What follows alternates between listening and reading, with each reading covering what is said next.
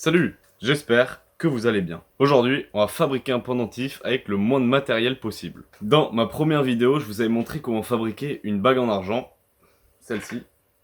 Sauf que je pense qu'elle est pas très simple à reproduire, parce que j'utilise du matériel qu'on peut pas trouver en grande surface et qui coûte assez cher, comme le four en métaux, la cire de bijouterie ou encore la terre de Delft. Donc dans cette vidéo, je vais utiliser le moins de matériel possible. En plus, ce sera du matériel facile à trouver et pas trop cher. Voilà l'ensemble des outils que je vais utiliser pour fabriquer ce pendentif. Maintenant, c'est l'heure de fabriquer ce pendentif.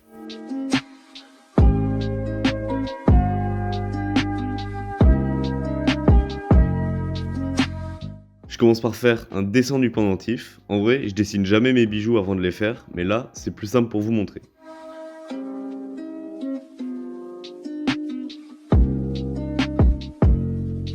Donc dans l'idée, je vais partir d'un gros losange que je vais en quelque sorte sculpter pour obtenir la forme finale du pendentif. Je reçois l'argent en petites billes comme ça s'appelle de la grenaille. Ça a pas trop la tête d'un losange comme ça, donc je vais fabriquer un moule en bois et faire fondre cette grenaille dedans. Je récupère des chutes de bois pour fabriquer le moule.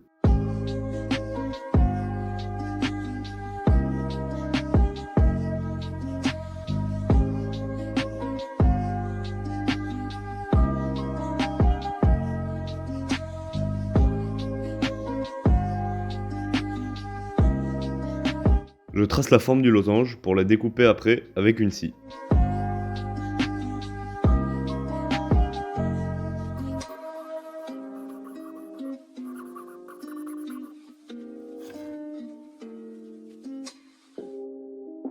J'ai limé les bords pour qu'ils soient bien lisses et j'ai fait une petite entaille qui servira à souder l'anneau qui attachera la chaîne.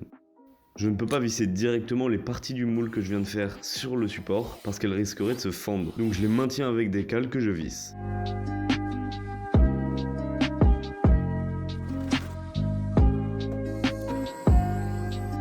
Je brûle très légèrement le moule parce que je me suis dit que si le bois était déjà complètement carbonisé quand je verse l'argent en fusion dessus, ça éviterait peut-être une réaction inattendue. Alors j'ai rien contre l'inattendu, mais l'inattendu avec un liquide à 1000 degrés, ça peut être légèrement dangereux. Finalement, je vais pas fondre la grenaille, mais des chutes d'argent et des bijoux ratés que j'ai fait.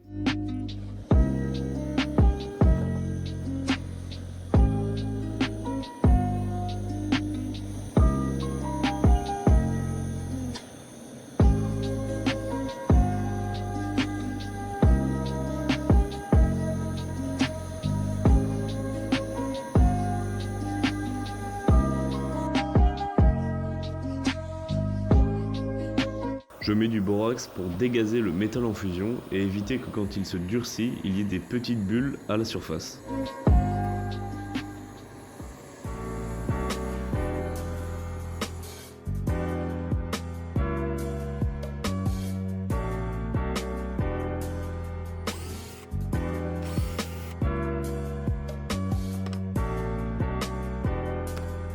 Voilà la base à partir de laquelle je vais faire mon pendentif. J'enlève les bavures dues à la coulée de l'argent.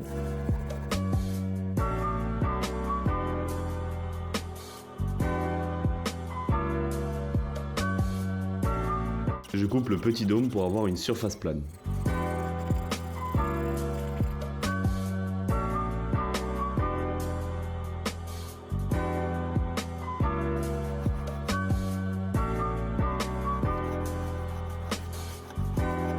Avant de biseauter les côtés, je rattrape les imperfections qui seraient beaucoup plus dures à rattraper une fois les biseaux biseautés. Donc je vais boucher les trous avec de la brasure. La brasure s'achète en plaques que l'on découpe en petits paillons. En gros, c'est de l'argent un peu modifié qui fond à une température plus basse que celui qu'on utilise en bijouterie. On s'en sert généralement pour souder l'argent. Pour que la brasure accroche à la partie en argent que l'on souhaite souder, il faut appliquer un flux sur la soudure quand on soude.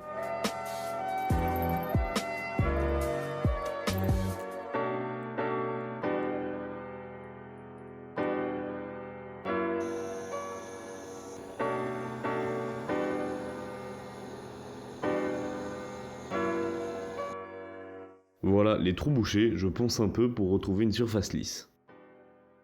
Avec un pied à coulisse, je trace les parties que je vais limer.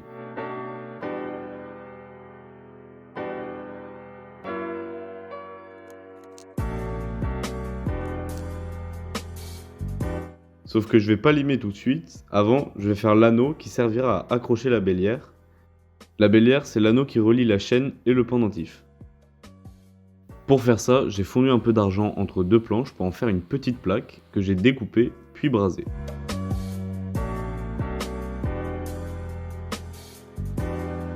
Je perce pour faire l'anneau. Je lime pour avoir une épaisseur raisonnable et quelque chose qui ressemble à un anneau.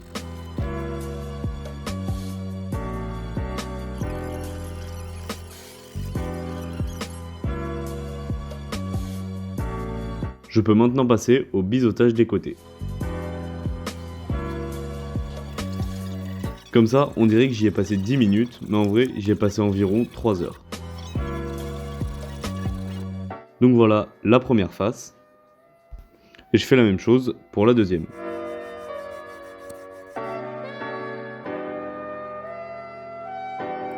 J'ai récupéré la limaille pour la faire refondre et pouvoir m'en resservir plus tard. Il me reste à faire la bélière et je la fais avec le reste de la plaque que j'ai fondue tout à l'heure.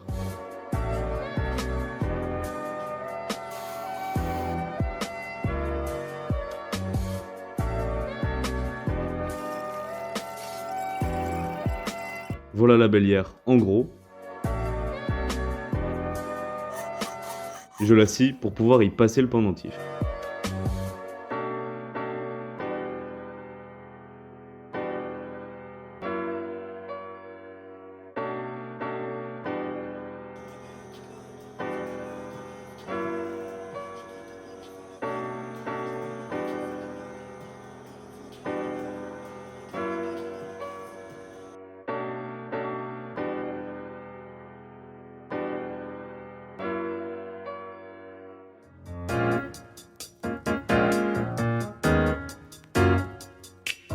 Je l'ai poncé avec du papier emery du grain 240 jusqu'au grain 600 pour effacer toutes les marques de lime. Et pour finir et le rendre incroyablement brillant, je polis avec un disque en coton et de la pâte à polir.